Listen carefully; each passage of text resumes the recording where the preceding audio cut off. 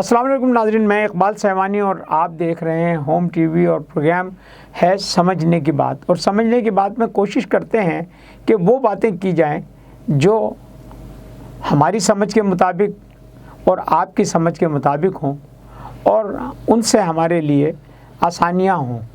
بات رمضان کے مہینے سے شروع ہو رہی تھی تو میرے ذہن میں ایک خیال آیا کہ رمضان جو ہے وہ ایک طرح سے دیکھا جائے تو جہاں عبادتوں کا مہینہ ہے وہاں ایک احتسابی عمل بھی ان عبادتوں میں کہیں چھپا ہوا ہے کہ ہم ان تمام چیزوں سے اجتناب کرتے ہیں جو irregularities یا جو بے قاعدگیاں ہم اپنی عام زندگی میں کر لیتے ہیں۔ ہماری خواہش ہوتی ہے، ہماری کوشش ہوتی ہے کہ رمضان کے مہینے میں ان سے بچا جا سکے، اجتناب کیا جا سکے۔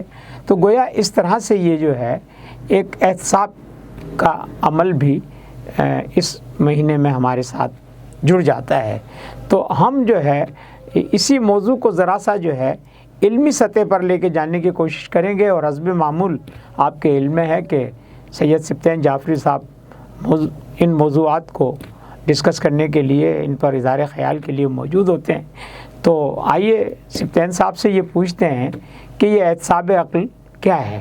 سر، یہ احتساب عقل جو ہے یہ ایک مجھے اچانک سے یہ آ گیا خیال کہ جب احتساب ہوتا ہے تو کیا عقل کا بھی احتساب ہو سکتا ہے؟ تو میں نے کہا کہ آپ سے یہ پوچھوں گا کہ یہ احتساب عقل جو ہے یہ کیا ہے؟ اچھا، ویسے بھی ملک میں بھی احتساب کا ایک عمل جو ہے گزشتہ 2-3 سال سے جو ہے وہ بڑا پرو ایکٹیو ہے، تو اس لیے احتساب ذرا آج کل ہر آدمی اس کو سمجھ بھی لیتا ہے کہ احتساب کیا ہے اور احتساب کیوں ہوتا ہے۔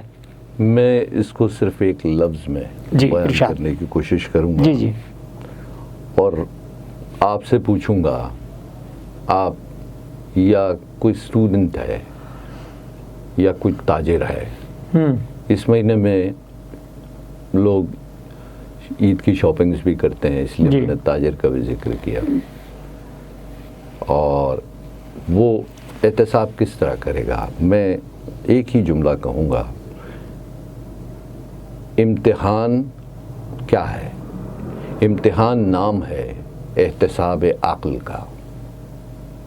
واہ! امتحان نام ہے احتساب عقل کا، احتساب عقل کا۔ واہ! آپ کی عقل کیسے چل رہی ہے؟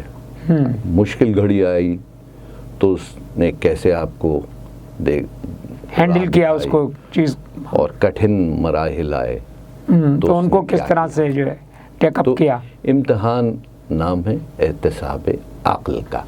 اب ہم آگے چلتے ہیں۔ پچھلے پروگرام میں ہم نے کردار کے حوالے سے بات کی تھی، ہاں یہ بات میں اپنے دیکھنے والوں کو اور سننے والوں کو ضرور بتاؤں گا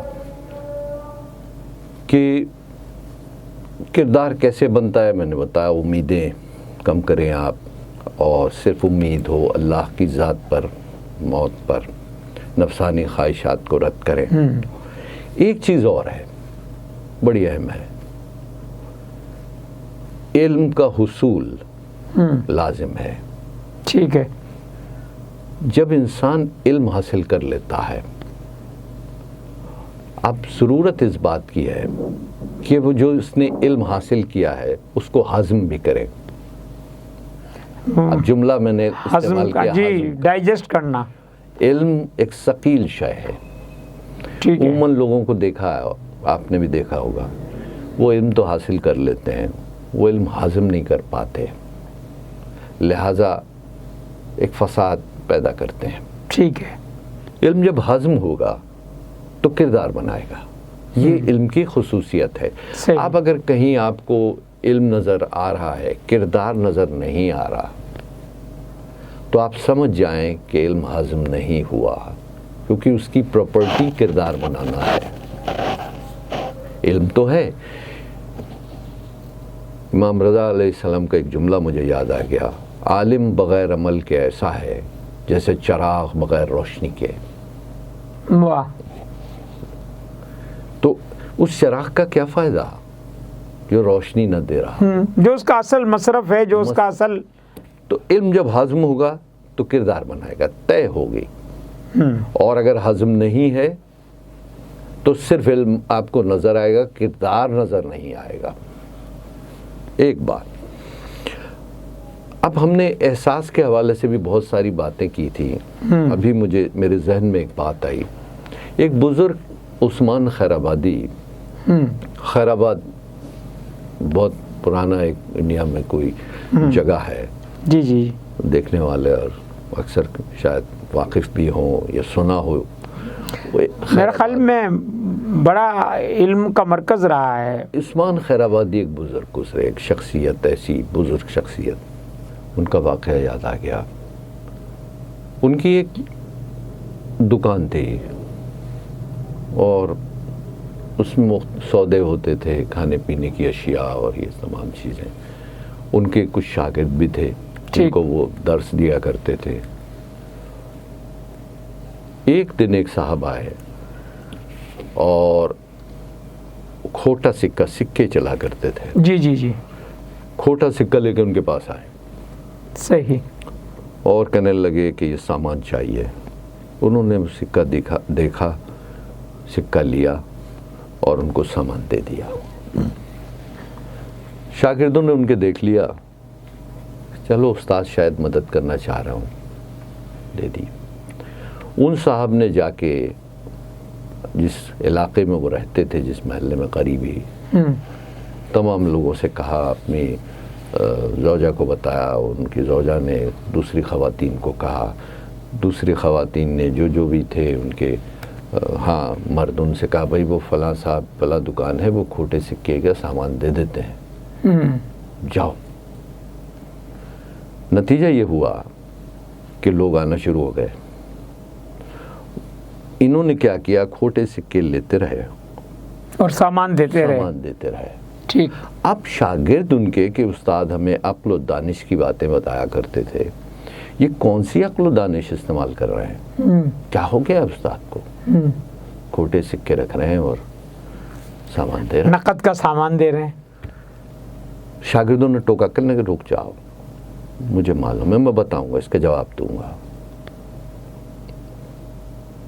غرض یہ کہ دکان ان کی خالی ہو گئی، کھوٹے سکے جمع ہو گئے اور سب کچھ چلا گیا۔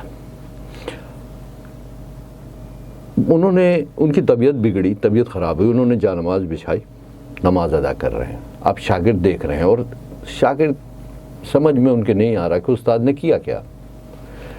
جا نماز پہ وہ بیٹھے، اب پروردگار عالم سے وہ بات کر رہے ہیں نماز ادا کر کے، پروردگار تو گواہ رہنا، تیرے کسی بندے کو میں نے خالی نہیں لوٹایا، ان کے کھوٹے سکے میں نے رکھ لیے اور سامان ان کو دے دیا۔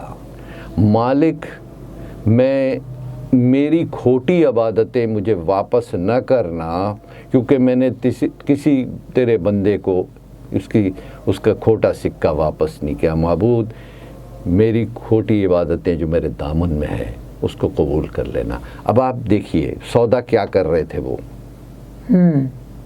وہ بظاہر اپنی دانست میں بڑی عقل مندی کا کام کر رہے تھے کہ اب ہم نے کھوٹا سکہ چلا دیا، لیکن نہیں، عقل مند وہ عثمان خیر آبادی، وہ بزرگ جو کہ بڑا سودا کر رہے تھے کہ معبود، میں نے کسی تیرے بندے کو، تیری مخلوق کو خالی نہیں لوٹایا، میرے دامن میں جو کھوٹی عبادتیں ہیں اسے واپس نہ کرنا۔ تو عقل مندی کدھر ہے؟ آپ دیکھیں اقبال کا شعر ہے غالباً، اور بلکہ یقیناً، بے خطر کود پڑا آتش نمرود میں عشق، عقل تھی محو تماشائے لب پامہ میں، بے شک، ہے نا؟ بالکل۔ تو بعض منزلیں آپ سمجھتے ہیں کہ یہ عقل مندی ہے، لیکن عقل مندی کچھ اور ہوتی ہے۔ یہ بالکل واضح ہے۔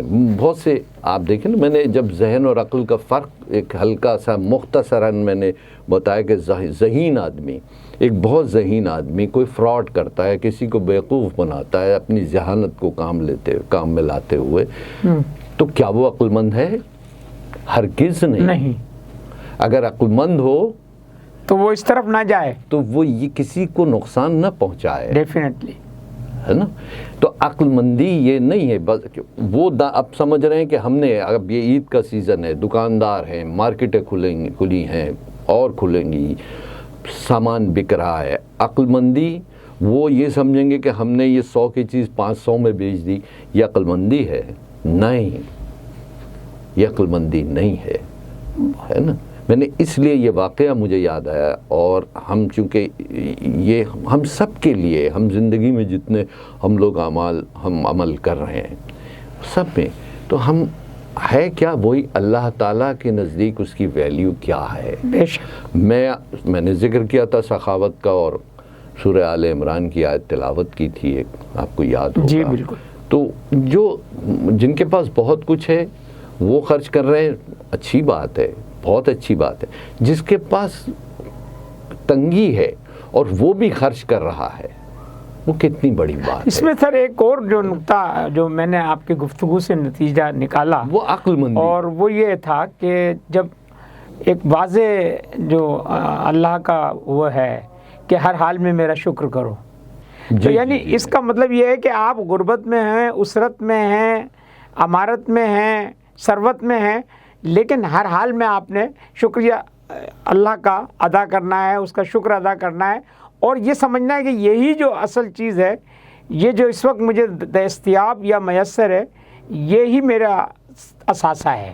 یعنی یہ جو آپ نے جس طرح سے ہم چلیں گے جب صبر پہ، جی تو صبر و شکر آپ دیکھیے، اکثر آپ نے ساتھ پڑھا ہوگا، ٹھیک، صبر و شکر جی پڑھا ہے نا آپ نے، تو اس کا تعلق اس سے بنے گا. ٹھیک ہے، وہ ہم انشاءاللہ، تو چلیے ہم انشاءاللہ یہ اس کو جو ہے اگلے پروگرام میں ڈسکس کریں گے. آگے ہم کسی پروگرام میں اس کو لے کے چلیں. تو ناظرین، یہ گفتگو آپ نے سنی، اور اس سے بھی ہم نے کوشش کی کہ سادہ لفظوں میں وہ باتیں بتائی جائیں جن کو اگر آپ اپنائیں یا آپ کی زندگی میں یہ چیزیں داخل ہو جائیں تو ایک طرف تو یہ ہے کہ یہ زندگی کو آسان کرتی ہیں، دوسری طرف یہ ہے کہ یہ آپ میں اس اسپرٹ کو پیدا کرتی ہیں، اس جذبے کو پیدا کرتی ہیں کہ جس سے آپ کا ایمان کا تعلق بھی بنتا ہے.